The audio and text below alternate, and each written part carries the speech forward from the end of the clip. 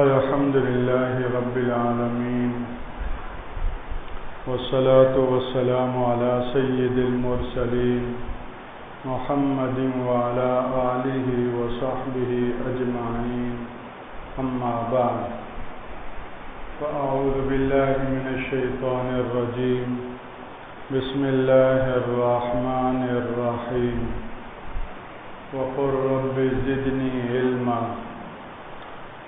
وعن عبد الله بن عمرو رضي الله تعالى عنه أن رسول الله صلى الله عليه وسلم مر بمجلسين في مسجده فقال كلاهما على خير وأحدهما أفضل من صاحبه، أما هؤلاء فيدعون الله ويرغبون إليه، فإن شاء أعطاهم وإن شاء منعهم، وأما هؤلاء فيتعلمون الفقه والعلم ويعلمون الجاهل فهم أفضل، وإنما بعثت معلما، ثم جلس فيهم. رواه الدارمي. اللهم صل على سيدنا ومولانا محمد وعلى آل سيدنا ومولانا محمد وبارك وسلم.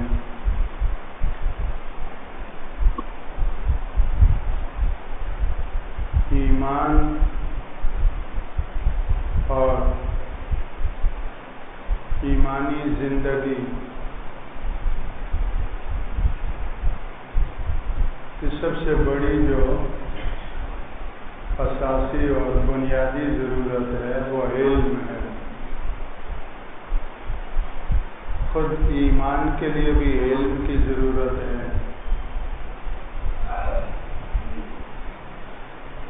جتنا علم بڑھتا جائے گا اتنا ایمان کی حقیقت کھلتی جائے گی، اور ایمان کے مطابق عمل اور عملی زندگی، اخلاق ہوں تو اس میں بھی علم کی ضرورت، معاملات ہوں تو اس میں بھی علم کی ضرورت، معاشرت ہو تو اس میں بھی علم کی ضرورت، عبادات ہوں تو اس میں بھی علم کی ضرورت.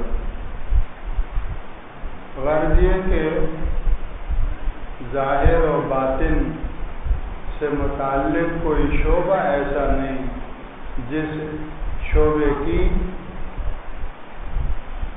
بنیادی ضرورت علم نہ ہو.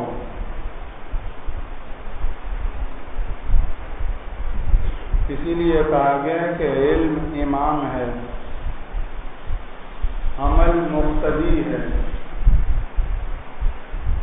علم ہوگا تو عمل ہوگا، علم کے بغیر عمل نہیں.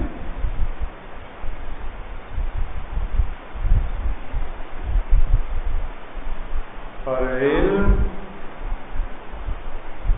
امام ہونے کے ساتھ ساتھ علم اللہ کی صفت ہے. اس لیے علماء فرماتے ہیں کہ علم کی افضلیت کے لیے بس اتنا ہی کافی ہے کہ علم اللہ کی صفت ہے. میری اور آپ کی بندوں کی جو ذاتی صفت ہے وہ جہل ہے. ہماری جو ذاتی صفت ہے وہ جہل ہے. واللہ اخرجکم من بطون امہاتکم لا تعلمون شیئا. اللہ نے تمہیں تمہاری ماؤں کی رحموں سے پیدا کیا، وہ کچھ بھی نہیں جانتے تھے. لا تعلمون شیئا، شیئا نکرہ ہے، کچھ بھی نہیں جانتے تھے. الف کیا ہوتا ہے، با کیا ہوتا ہے، یہ تو تمہیں بتایا گیا ہے، سکھایا گیا ہے. تمہیں کیا خبر یہ جیم ہے، یہ دال ہے، یہ سین ہے، کچھ بھی پتہ ہے.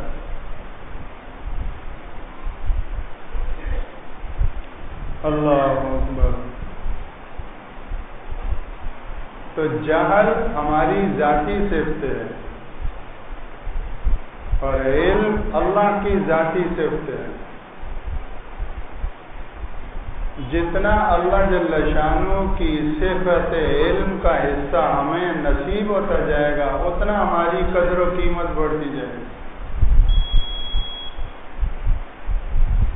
اور جتنا وہ علم ہم میں منتقل ہوگا اتنا ہی ہمارا جہل وہ دور ہوگا۔ علم اور جہل دونوں ضد ہیں، علم نور ہے، جہل ظلمت ہے، اندھیرا۔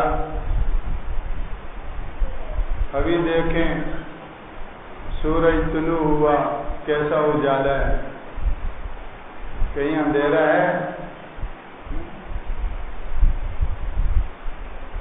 علم نور ہے، زندگیوں کو روشن کرنے والا، اور جہل ظلمت ہے، تاریکی ہے۔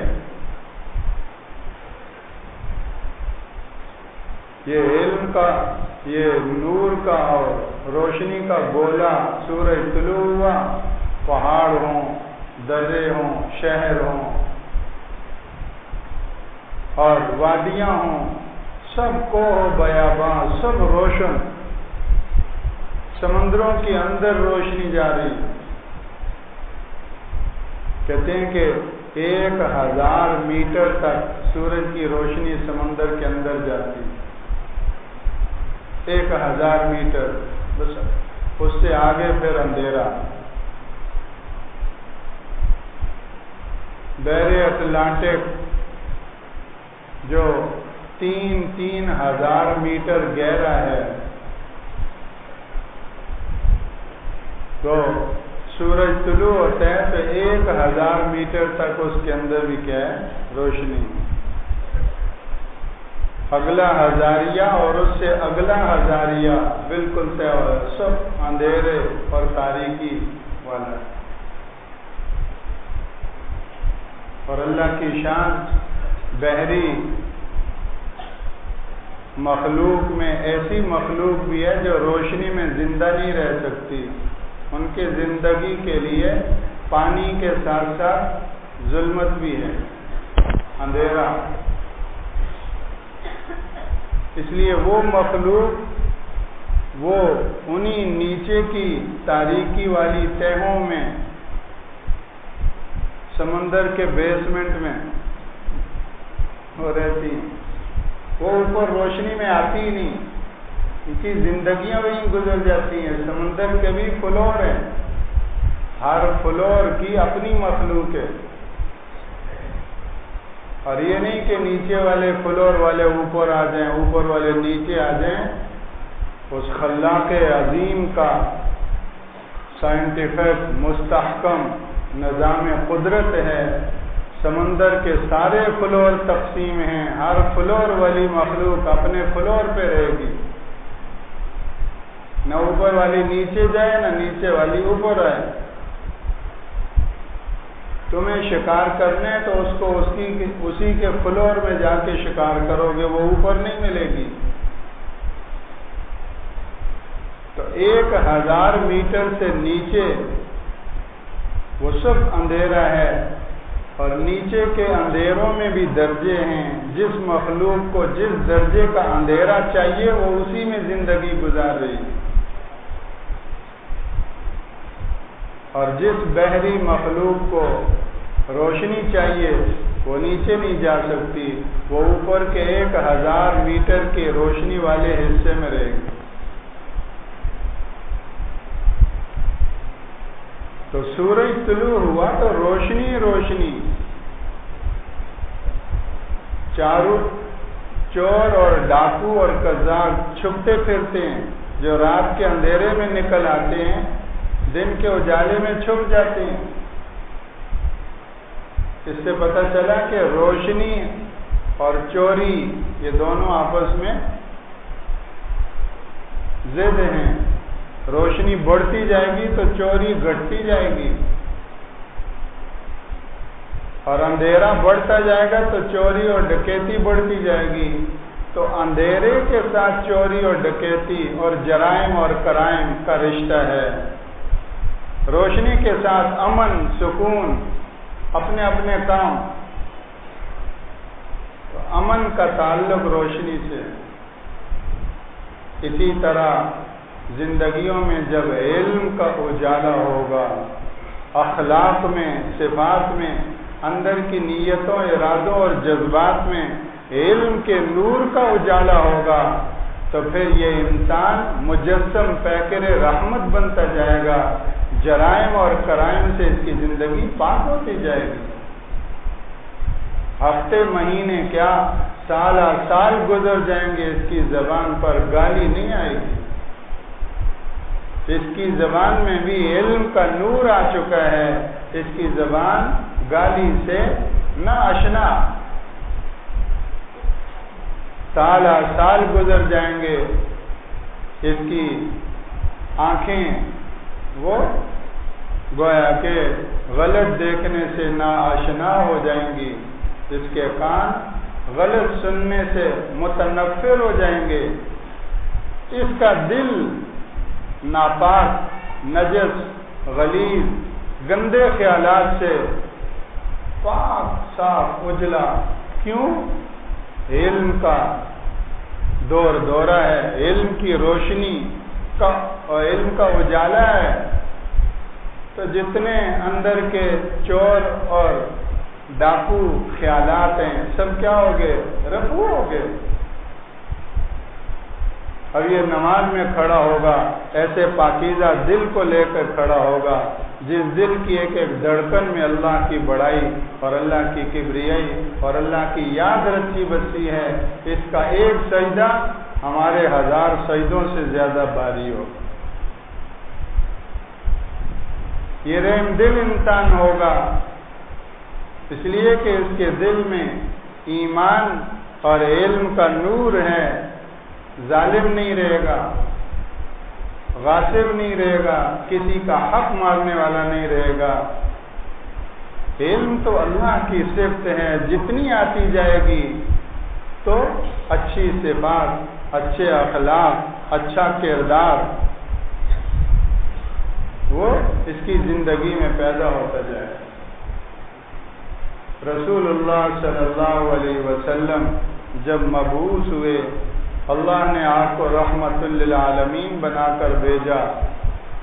ہم سنتے ہیں کیسی لڑائیاں تھیں، کیسے جھگڑے تھے، کیسی قتل و غارت گری کی فضا تھی، چھوٹی چھوٹی بات پہ سال سال کی دشمنیاں کھڑی ہو جاتی تھیں۔ تو رسول اللہ صلی اللہ علیہ وسلم انسانیت کے ان زخموں کا کیا مرہم لے کر آئے، کیا دوا لے کر آئے؟ سب سے اولین نسخہ اکثیر اقرا بسم ربک الذی خلق یہ لے کر انسانوں کو جہالت کے اندھیروں سے نکال کر علم کے اجالے میں لاؤ۔ کتاب انزلناہ الیک لتخرج الناس من الظلمات الی النور۔ اے پیغمبر، یہ عظیم کتاب ہم آپ پر اتار رہے ہیں تاکہ آپ انسانیت کو اندھیروں سے نکال کر اجالے میں لاؤ۔ هو الذی ينزل على عبده آیات بینات لیخرجکم من الظلمات الی النور وان اللہ بکم لرؤوف رحیم۔ اللہ ہی وہ ذات ہے جو اپنے بندے پر کھلی آیات، روشن آیات بینات اتارتا ہے تاکہ تمہیں اندھیروں سے نکال کر روشنی میں لائے، اور یقیناً اللہ تم پر بے حد مہربان اور شفیق ہے۔ چنانچہ جب علم کا اجالا ہوا، انما انا قاسم واللہ یعطی، اللہ جل شانہ نے علم وحی سے آپ کو نوازا، آپ نے مخلوق خدا میں اس کو تقسیم کیا۔ تو جس بیت اللہ کے اندر 360 بت رکھے ہوئے تھے، وہ بیت اللہ ان ساری بتوں سے، بت پرستی سے پاک ہو۔ جو مکہ، شرک سے اٹا پڑا ہوا تھا، جس مکہ کے اندر شرک کا دور دورہ تھا، وہ مکہ دار التوحید بن گیا۔ وہ مکہ ابو بکر و عمر، عثمان و علی رضوان اللہ علیہ مجمعین جیسے توحید کے بلند امام پیدا کرنے والا بن گیا۔ ساری لڑائیاں ختم، جھگڑے ختم، ایک دوسرے کے خون کے پسینے، خون کے پیاسے، وہ بکری کی سیری 7 گھروں سے لوٹ کر واپس وہاں آ رہی ہے۔ یہ علم وحی، علم نبوت کے اجالے کا یہ گویا کہ نتیجہ۔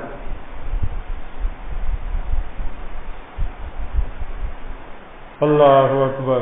ایک مرتبہ حضرت عبداللہ بن عامر رضی اللہ عنہ فرماتے ہیں کہ رسول اللہ صلی اللہ علیہ وسلم مسجد نبوی میں تشریف لائے اور آپ کا گزر 2 مجالس سے ہوا، 2 حلقے قائم تھے، 2 مجلسیں قائم تھیں۔ مر بمجلسین فی مسجدی، ایک مجلس کی طرف آپ نے اشارہ فرمایا اما ہاؤلا فیدعون اللہ ویرغبون الیہ، یہ لوگ اللہ سے دعا و مناجات اور ذکر و تسبیح میں مشغول ہیں، انشاء آتا ہوں و انشاء مانا ہوں، اگر اللہ چاہیں تو ان کو عطا فرما دیں اور اللہ چاہیں تو عطا نہ فرمائیں، تو مالک مختار ہے، وہ میرا پابند نہیں، میں اس کا پابند ہوں، اور یہ بھی اللہ کا کرم ہے، اس پر بھی ہم اللہ کا شکر ادا کریں۔ جیسے بچہ ہمارا پابند ہوتا ہے، ہم بچے کے پابند نہیں ہوتے، اور جو ماں باپ بچے کے پابند ہو جائیں تو ان بچوں کا بچپن برباد ہو جاتا ہے۔ سمجھدار والدین وہی ہوتے ہیں جو بچوں کو اپنا پابند بناتے ہیں، ان کے پابند نہیں بنتے، تو ان بچوں کا بچپن صحیح تربیت کی بنیادوں والا بن جاتا ہے۔ تو جب بچہ ہمارا پابند ہے، ہمیں بچے کا پابند نہیں بننا چاہیے، تو کہاں میں اور میرا اللہ۔ اس لیے ہمیں پورا مطمئن ہونا چاہیے، الحمدللہ میں اللہ کا پابند ہوں، جہاں جو مانگوں ضرور مانگوں اور ضد سے مانگوں کہ اللہ ایسا کر دے، لیکن اس سب کے باوجود یہی خیال رکھوں، یہی دھیان رکھوں کہ جس میں خیر ہو اللہ وہ کرے اور وہی کرے گا۔ میری مانگ پوری ہو الحمدللہ، نہ پوری ہو الحمدللہ، اللہ نے وہ کیا جو اللہ کا علم تھا، میں وہ مانگ رہا تھا جو میری سمجھ تھی، لیکن اللہ نے میری سمجھ کے مطابق نہیں کیا، اللہ نے اپنے علم کے مطابق کیا، اور وہ میری سمجھ سے کہیں اونچی چیز۔ تو فرمایا کہ یہ اللہ سے اللہ ان کو دیں تو اس کی مشیت، نہ دے تو اس کی مشیت، وہ مالک مختار ہے۔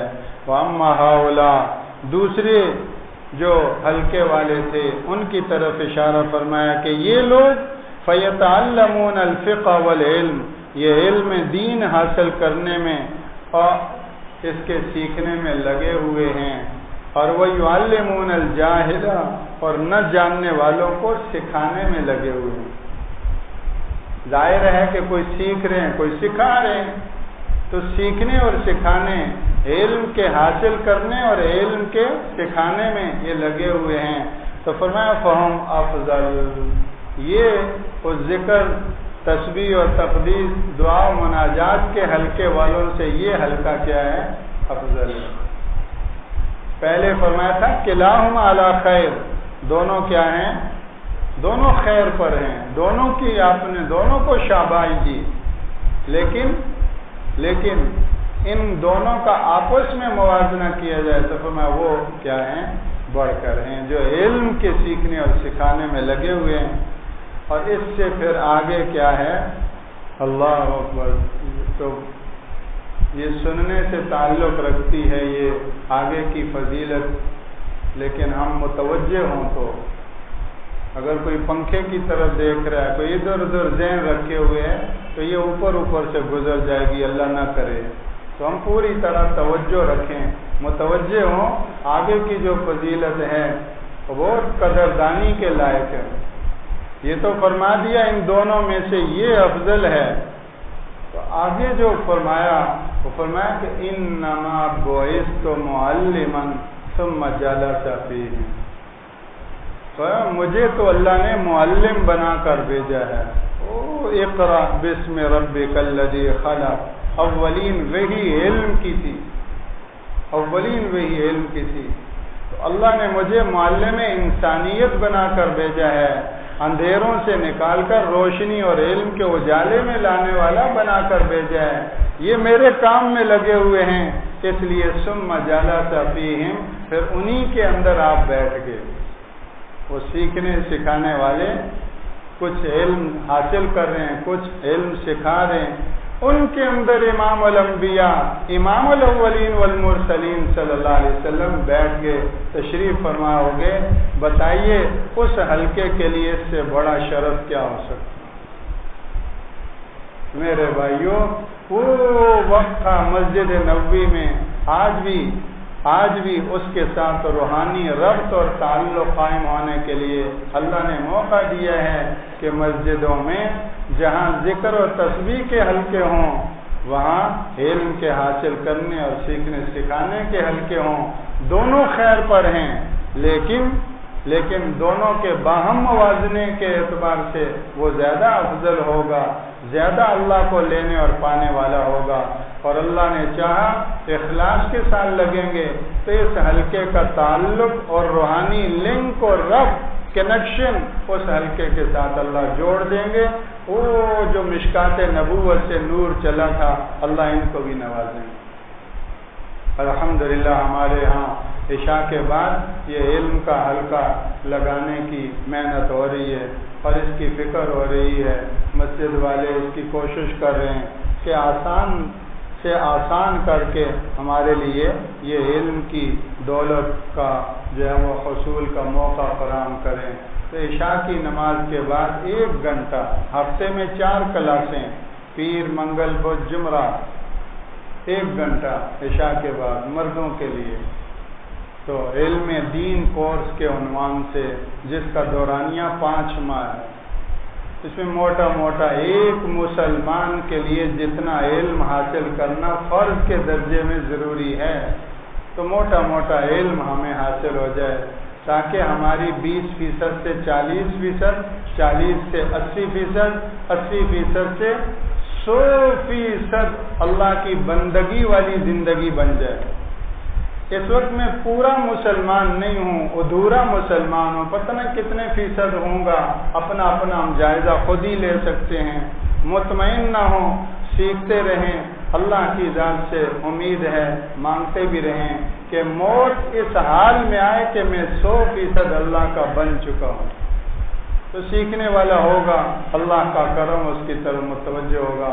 اس لیے آج مغرب کی نماز کے بعد اس حوالے سے افتتاحی بیان بھی ہے، اور پیر کے دن سے کلاسیں شروع ہوں گی۔ ہر عمر والا، ہر شعبے والا، تمام افراد، کوئی اس میں شرط اور پابندی نہیں، ہر عمر، ہر شعبہ، ہر طبقہ اس کا خود بھی اہتمام فرمائیں، دوسروں کو بھی اس کی طرف متوجہ کریں۔ اسی طرح ہر عمر کی خواتین کے لیے مغرب کے بعد 1 گھنٹہ، ان کے علم دین کورس کا وقت مغرب کے بعد 1 گھنٹہ، اور ان کے بھی ہفتے میں 4 دن ہیں، تو خواتین، گھر کی خواتین کو بھی اس طرف متوجہ کریں۔ اللہ کرے یہ علم دین کورس ہمارے لیے ایمانی زندگی پر لگنے، جمنے اور چلنے کا ذریعہ بن جائے۔ سبحانک اللہم و بحمدک، نشہد ان لا الہ الا انت، نستغفرک۔